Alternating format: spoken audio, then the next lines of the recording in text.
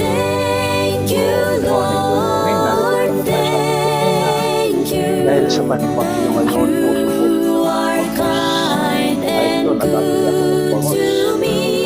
magdamag ang walang Thank you, Lord. Thank you.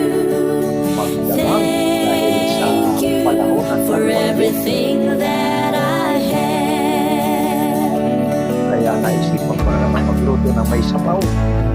In the evening, I thank you for all the things of this day. The sunshine, the moonshine, they shine on my path. In the evening, I thank you for the love that I have. The blessing is so amazing, it covers my heart. In the evening,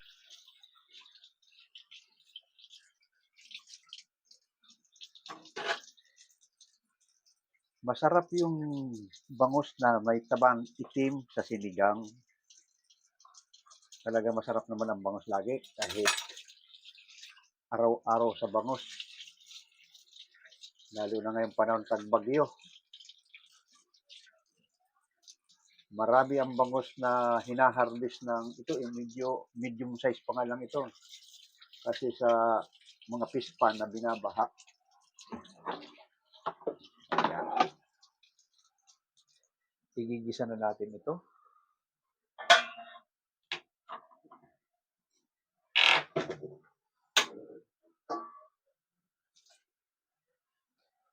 Ayan.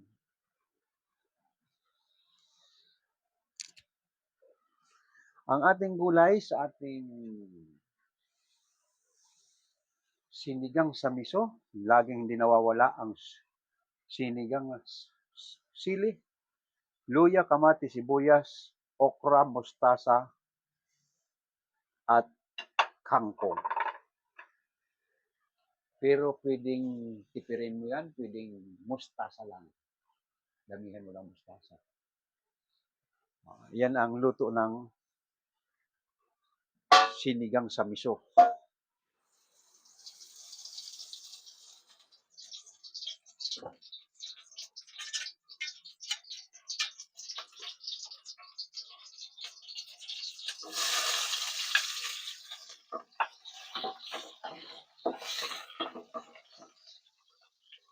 Yan. Ang style mo sa sibuyas, pag ikaw nagsigang sa miso, maghiwa ka ng panggisa, ibabrown mo ito para mabango. Kaya maghiwa ka naman ng 1/4, isama mo sa gulay. Parang sinama mo na rin sa gulay na masarap pa kinabuo-buo yung sibuyas. Ayan. Kamatis, luya, pagsabayin mo na pag ginisa mo, pwede. Ang kamatis talaga hiwain mo basta tamaan ng kutsilyo kasi dudurugin mo to sa miso. Habang dinudurog mo na ganyan sa miso. Ayan.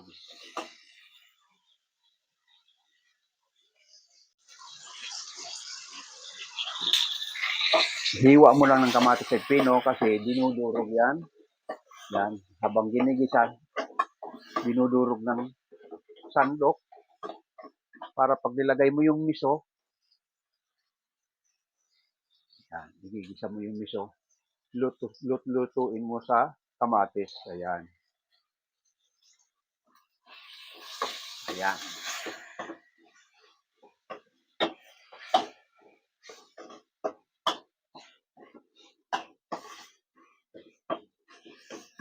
Ayan na, style na. Nadurog na sa kamatis. Ilalagay mo ngayon ang bangus. Yan. Hahaluin mo ngayon habang hindi pa luto. Hindi pa na ano ng init yung bangus para hindi madurog. Hahaluin mo. Ayan.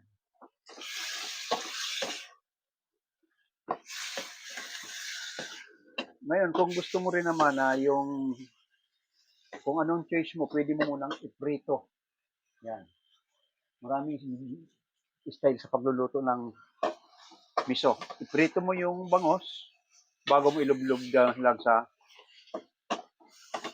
sabaw ng ginisa. Pero ako, style ko ganito talaga. bihira ko sa prito kasi mawawala yung pagkasariwa ng isda. Ayan.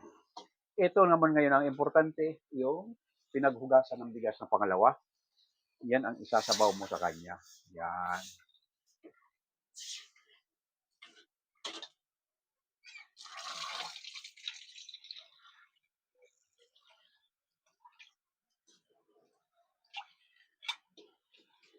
Yan.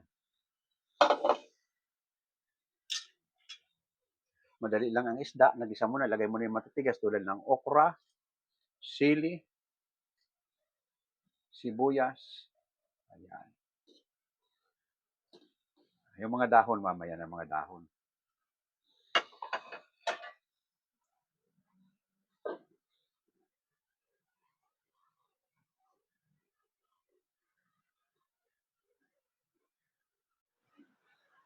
Okay.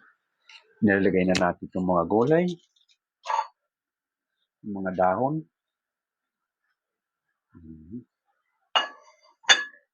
Pero importante talaga sa miso ang mustasa.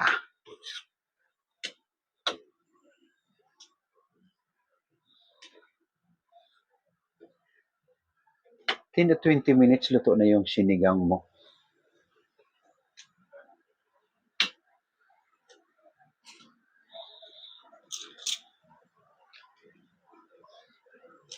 Lagyan natin additional na kaunting tamarind powder.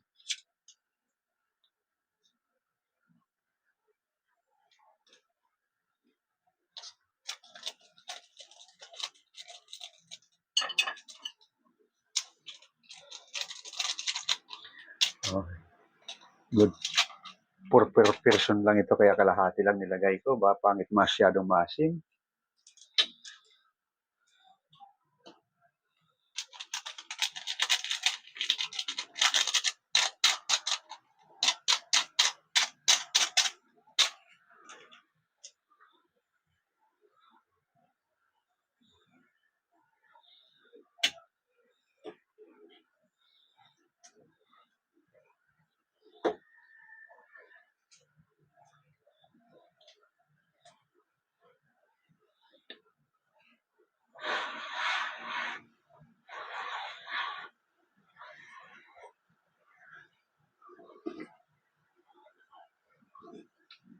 Okay.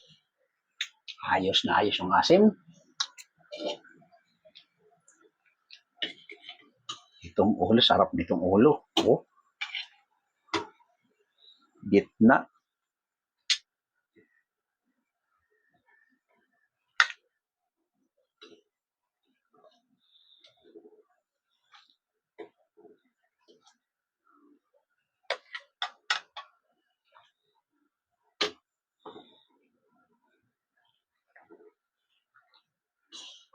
Ayan na po ang ating finished product na sinigang sa miso. Wow, ang sarap ng amoy. Amoy na amoy yung siling pansigang. Ayan. Nakaraos na naman tayo na isang araw ng ating live cooking.